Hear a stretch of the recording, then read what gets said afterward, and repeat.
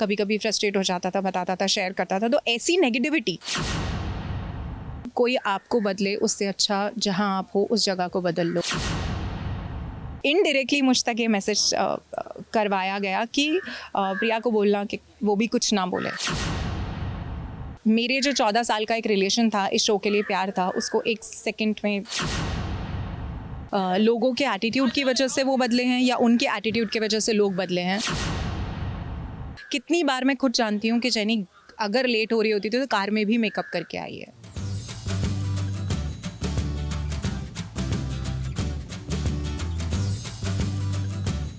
पहले शैलेश लोढ़ा, फिर जेनिफर, फिर मोनिका भदौरिया और अब प्रिया सामने आई है अपनी कुछ शिकायत लेकर या कहे कुछ आरोप लेकर असित मोदी के ऊपर। क्या शिकायत है आपकी प्रिया? ओके, मेरा गुस्सा सिर्फ इतना है कि जब से मालव ने शो छोड़ा है तब से लेकर आज तक मुझे एक भी दिन वापस सेट पर नहीं बुलाया गया, जो बहुत ही ज़्यादा एक्सपेक्टेड था, knowing their nature and knowing the way they have been with others. So hurt हूँ, सरप्राइज नहीं हूँ। पर सेट पर अगर कहे माहौल जो जितनी सब जो बातें अब सामने आ रही है खुल के, आपने जेनिफर को सपोर्ट भी किया है, काफ़ी जगह कहा है, मोनिका जेनिफर को सपोर्ट कर रही है, तो कहाँ तक सच्चाई है, क्या है, कुछ आप कुछ रोशनी डाल सकते हो उस पर? सेट पे माहौल तो थोड़ा लास्ट 5-6 साल से ऐसा ही हो गया था, specially post Covid. I truly believe कि जो सब लोग दमन गए 2 महीने वहाँ पर उन्होंने शूट किया, तो उससे डेडिकेशन की जगह शायद इनसिक्योरिटी मान लिया गया। और ये कम्प्लीटली मेरा मानना है कि उसे डेडिकेशन की जगह इनसिक्योरिटी मान लिया गया कि हम सब इतने ज़्यादा इनसिक्योर्ड हैं लाइफ में कि हम अपने अपने परिवारों को छोड़कर वहाँ पर काम करने के लिए गए हैं। बल्कि आई फील कि हर एक आर्टिस्ट का, हर एक यूनिट वाले का डेडिकेशन था, इस शो के लिए प्यार था कि सब लोग गए। और मुझे पर्सनली वहाँ से चेंजेस दिखाई दिए हैं, and that's what I have been observing in Mala's thing also, like in Mala's case as well, कि जो उनका एटीट्यूड मालव के प्रति ग्रेजुअली हुआ, नॉट ओनली मालव के प्रति, एक्चुअली जो ओवरऑल सेट का माहौल होते जा रहा था, कई बातें घर तक आती थी, मालव कभी कभी फ्रस्ट्रेट हो जाता था, बताता था, शेयर करता था। तो ऐसी नेगेटिविटी कोविड के पहले जहाँ तक मुझे याद है कभी हुई नहीं थी। जैसे कि मोनिका का कहना है कि सेट पर माहौल जैसे कि ख़राब था बहुत, मतलब चिल्ला चोट और कोई किसी को बोल रहा है, मतलब तेज़ आवाज़ में बात कर रहे हैं, चिल्ला रहे हैं, ऐसा सच कुछ ऐसा सब होता था आपके सामने? कुछ ऐसा इंसिडेंस हुआ है? कोइंसिडेंटली मेरे साथ कभी नहीं हुआ, और जितना मैं जानती हूँ, I am sure Monika will never take Malav's name in that. Actually Malav बहुत ही ज़्यादा शांत इंसान है, पर उसके भी फ्रस्ट्रेशंस और गुस्सा और ओवरऑल एक माहौल की वजह से वो खुद चिड़चिड़ा होने लगा था। In fact I am one of the biggest reasons who insisted Malav to leave the show, because उसका नेचर बदल रहा था। और मालव एक बहुत अच्छी कोट बोलता है कि कोई आपको बदले उससे अच्छा जहाँ आप हो उस जगह को बदल लो, उस नौकरी को बदल लो, उस माहौल को बदल लो, और अगर नहीं बदल सको तो आप वहाँ से उठकर चल दो। तो I think Malav followed the same thing. मेरे साथ कभी नहीं हुआ, बहुत ज़्यादा शूट भी नहीं हुआ है पिछले 5-6 सालों में मेरा। इनफैक्ट कोविड के बाद तो बहुत ही कम, आई थिंक गिन के मेरे शायद 20 दिन मैंने शूट किया होगा। पर उसके अलावा जतिन और सोहेल मेरे साथ बहुत अच्छे रहे हैं। आसित भाई पर्सनली एज अ पर्सन मेरे साथ हमेशा बहुत अच्छे रहे हैं। कभी उन्होंने मुझसे कुछ ख़राब बात नहीं कही, कभी मुझे चिल्लाया नहीं है, कभी डांटा नहीं है किसी भी बात के लिए। बट हाँ, मुझे बुरा सिर्फ इस बात का लगा कि अचानक से मेरा ट्रैक गायब हो गया। वो भी मैं बेनिफिट ऑफ डाउट देती हूँ कि ठीक है, मैं प्रेग्नेंट हुई, मेरा बेबी हुआ, उन्होंने मुझे ये रीज़न भी दिया कि अब वापस उसको बना पाना थोड़ा मुश्किल हो रहा है, टप्पू सेना बड़ी हो गई है और मेरा यूजुअली ट्रैक टप्पू सेना के साथ होता था।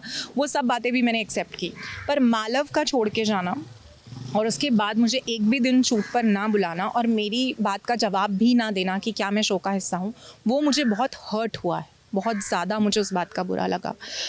मैं शायद इस बारे में भी ना बोलती, मैं हमेशा जेनी को सपोर्ट करती आई हूँ और ये टॉपिक पे भी मैं शायद सिर्फ जेनी को सपोर्ट करके चुप हो जाती। But saying all this because indirectly मुझ तक ये मैसेज करवाया गया कि प्रिया को बोलना कि वो भी कुछ ना बोले मीडिया में। तो अगर आप ये मैसेज करवा सकते हो कि मैं कुछ ना बोलूँ, तो मेरे सिर्फ एक मैसेज का जवाब दे देते कि मैं शो का हिस्सा हूँ कि नहीं। तुम शो का हिस्सा नहीं हो, लेकिन मीडिया में मत बोलना, मैं कुछ नहीं बोलती, मैं कुछ भी नहीं बोलती। बट सिर्फ अपने काम की बात कर ली, और मेरे जो 14 साल का एक रिलेशन था, इस शो के लिए प्यार था, उसको एक सेकंड में मतलब अवॉइड कर दिया गया, वो उस बात से मैं बहुत ज़्यादा हर्ट हूँ। क्योंकि आप एक मतलब अहम हिस्सा रही है पूरे 14 ईयर्स से, आप शुरू से लेकर अब तक तारक का हिस्सा रही है। तो ये जो चेंजेस, जो ग्रेजुअली चेंजेस कब से शुरू होना मतलब शुरू हुए थे ये? एज आई सेड कि मेरे हिसाब से जो मैंने नोटिस किया है, it is mostly post Covid. बाकी एक्टर्स ने इसके पहले क्या झेला है मुझे बहुत ज़्यादा नहीं पता। डेफिनेटली जो बातें एक्टर्स एज फ्रेंड्स शेयर किया करते थे वो यूजुअली यही होती थी कि छुट्टी मांगो तो छुट्टी नहीं मिलती है, एडजस्टमेंट मांगो तो एडजस्टमेंट नहीं मिलती है। सी एडजस्टमेंट और छुट्टी हर शो में प्रॉब्लम होती है। हम डेली सोप कर रहे हैं, हमेशा टेलीकास्ट के इशू बने रहते हैं।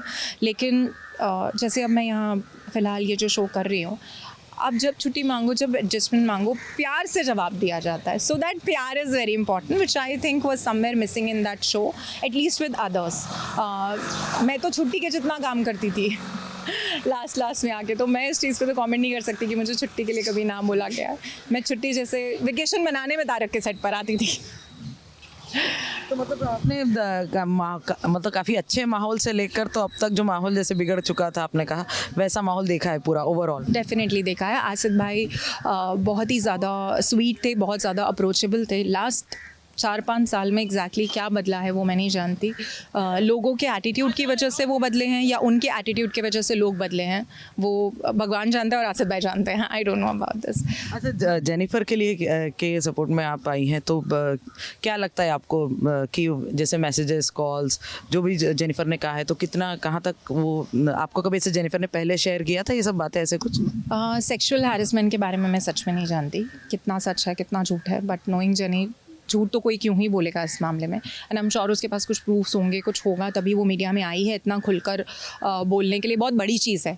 आसिफ भाई कोई ऐसे ही रैंडम इंसान नहीं है जिनके खिलाफ वो खड़ी हो रही है। बट मैं इसके बारे में बिल्कुल नहीं जानती। मेरे सामने ऐसी कोई भी चीज़ नहीं हुई है। मेरे सामने आसिफ भाई ने किसी को कभी कुछ बोला नहीं है। इस तरीके के पर्टिकुलर कमेंट्स कभी नहीं किए गए हैं। मुझसे तो डेफिनेटली उन्होंने कभी इस तरीके से बात नहीं की है, हमेशा बहुत प्यार से बात की है। बाकी ये कहा जाना कि जेनिफर एब्यूज़िव थी, सरासर गलत है। 14 साल से जानती हूँ मैं उस लड़की को। बहुत जोवियल है, बहुत हंसमुख है, हमेशा हंसकर बात करती है। तुम खुद जानती हो उसे इतने सालों से, हमेशा हंसकर बात करती है, प्यार से मिलती है। स्पॉट दादा से लेके कैमरामैन तक, डायरेक्शन से लेके आर्टिस्ट तक, सबके साथ हंस खेल कर बात करती है। खाना लाती है, सबके साथ मिलकर खाती है। कुछ स्पेशल लाती है तो कैमरा डिपार्टमेंट से डायरेक्शन डिपार्टमेंट तक सबको इन्वाइट करके बताती है कि आज मैं ये लेकर आई हूँ। सो मेरे सामने तो उसने कभी गाली नहीं दी। गुस्सा डेफिनेटली किसी का भी निकल सकता है। हम 14 साल किसी के साथ काम कर रहे हैं, तो उसमें बहुत सारी ऐसी सिचुएशंस होती हैं कि हम महीने के 15 दिन 20 दिन काम कर रहे हैं, जहाँ पे कभी कभी गुस्सा आ जाता है। आप कभी कभी ज़्यादा थके होते हो, आपके खुद के फैमिली के इशू होते हैं, सेट पर कोई ऐसी बात हो गई होती है कि आपका गुस्सा निकल सकता है, which is very very obvious. और ऐसा तो नहीं है कि ताली एक हाथ से बजती है। अगर जेनी का निकला तो सामने भी कुछ फूटा होगा। ऐसा नहीं है कि जेनी ने बोला, सामने वाले एकदम गौतम बुद्ध बन के बैठे थे, किसी ने कुछ रिएक्ट नहीं किया और बस जेनी बोलती जा रही थी। ऑब्वियसली कहीं ना कहीं आपकी भी गिवन फ्रस्ट्रेशन होगी उसको, बट डेफिनेटली जेनी एब्यूज़िव नहीं थी और इनडिसिप्लिन भी नहीं थी। अगेन वो जो बात बार बार बोली जा रही है कि बहुत बार लेट आती थी एंड ऑल, थोड़ा बहुत लेट सब लोग होते हैं, मुंबई का ट्रैफिक है। और अगर हम लेट आने की बात करें तो सेट पे बहुत लोग लेट आते हैं। आप इधर उधर से आते हैं, फिल्म सिटी तक आपको पहुंचने के लिए वक्त जाता है। तो डेफिनेटली इनडिसिप्लिन भी वो नहीं थी। कितनी बार मैं खुद जानती हूँ कि जेनी अगर लेट हो रही होती थी तो कार में भी मेकअप करके आई है। सो ऐसे, और सिर्फ जेनी नहीं, बहुत सारे ऐसे लोग करते हैं। का जब ये रिएक्शन मतलब इस पे आप लोगों के जो रिएक्शन पे कोई रिएक्शन आया है उनकी तरफ से? हाँ डेफिनेटली। मेरे रिएक्शन पे अभी तक मुझे कुछ सुनने में नहीं आया। मालव के लिए सेट पे बड़ी बातें हो रही हैं। ऑफ कोर्स अगर उन लोगों को ऐसा लगता है कि तारक छोड़ देने के बाद मालव का वहाँ पे कोई दोस्त नहीं बचा है तो वो बहुत गलत है।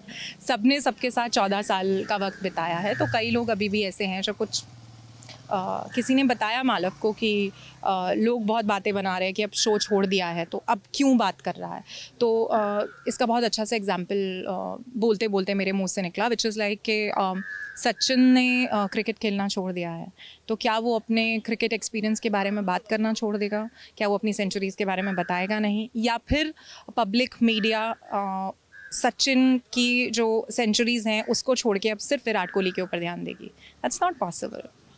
सचिन भी बात करेगा, मीडिया भी बात करेगी, लोग भी बात करेंगे, क्योंकि उसने अपना बेस्ट दिया है। So exactly the same goes for Malav ने 14 साल में अपना बेस्ट दिया है। मुझे पता है from working on set till all the zoom meetings for 4-6 hours जो हुई हैं. सेट से घर आने के बाद रीडिंग्स होती थी, 2-2 घंटे जूम मीटिंग चलती थी. 7 की शिफ्ट अगले दिन होती थी, रात को 12-1 बजे तक वो मीटिंग करता रहता था राइटर्स के साथ, आसिफ भाई के साथ. उसने बहुत डेडिकेशन से काम किया है. उसके बाद भी कई बार ऐसा हुआ है कि उसको भी बहुत सुनाया गया है. यू हैव मेट माई सन अरदास. तो अरदास 17 महीने का था, वो गिरा. मालव दमन में था, 2 महीने की शूट हो चुकी थी. 26 तारीख को अरदास गिरा. तो मैंने इमीडिएटली मालव को कॉल किया कि डॉक्टर ने बोला है उसे स्टिचेस आएंगे. So he rushed from Daman and he came here. By the time Malav reached, Ardaas का ऑपरेशन हो चुका था. अगले दिन अरदास को हॉस्पिटल में रखा गया, उसके अगले दिन उसे छुट्टी दी गई. तो ये एक्सपेक्टेशन थी कि मालव वापस दमन पहुँचे, जबकि 28 को शूट ख़त्म हो गई थी. सिर्फ एक मीटिंग हो या मालव को वापस आ जाना चाहिए था, is was the expectation. Anyway उसके अगले दिन एनीवे पूरी यूनियन वापस आ गई. पर उसके बावजूद भी डायरेक्टली इनडायरेक्टली उसे कितनी बार सुनाया गया. And I was hurt as a wife कि एक आदमी जो आपके साथ पूरे कोविड में मीटिंग्स करता रहा, सब कुछ करता रहा, एक दिन वो नहीं गया सेट पर, तो आप उसके लिए इनडायरेक्टली सुना रहे हो कि आ जाना चाहिए था, आ जाना चाहिए था. तो वो मेरे लिए हर्टफुल था कि ये क्यों कर रहे हो. मतलब ऐसे कभी कभी बहुत कमेंट्स आए हैं, जैसे मालव का एक्सीडेंट हुआ, मालव गिरा, तो उसके बाद भी उसे 2-3 बार ऐसा सुनाया गया, अरे तेरा एक्सीडेंट हुआ तब तू महीना भर नहीं आया. वो गिरा, उसका एक्सीडेंट हुआ, और this I would like to say, वो गिरा, उसका एक्सीडेंट हुआ, वो हॉस्पिटलाइज था. उसके बाद डॉक्टर ने उसे बेड रेस्ट बोला था 1 महीने के लिए. Still after 21 days he was back on the set with that clutch to walk. He went to Singapore to shoot. And because of that shoot, क्योंकि वहाँ पे इतना हेक्टिक था, इतना वॉकिंग था, वो क्लच से ही वॉक कर रहा था. Almost for 2 years Malav could not run because उसने प्रॉपर रेस्ट नहीं लिया था.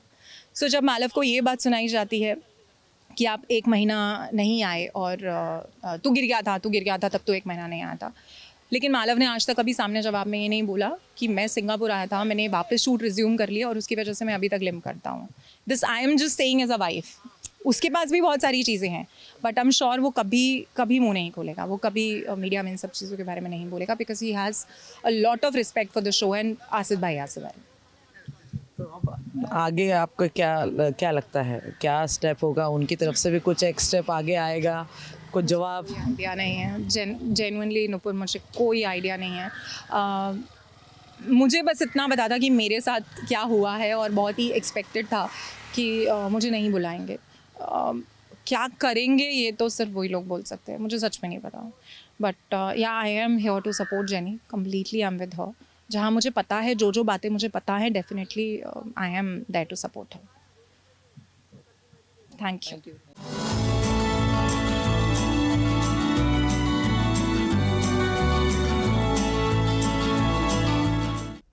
अगर आपको ये वीडियो पसंद आया है तो इसे लाइक करें, कमेंट देके अपनी राय ज़रूर दें, और ऐसे ही एक्सक्लूसिव कंटेंट के लिए हमारे चैनल को सब्सक्राइब ज़रूर करें.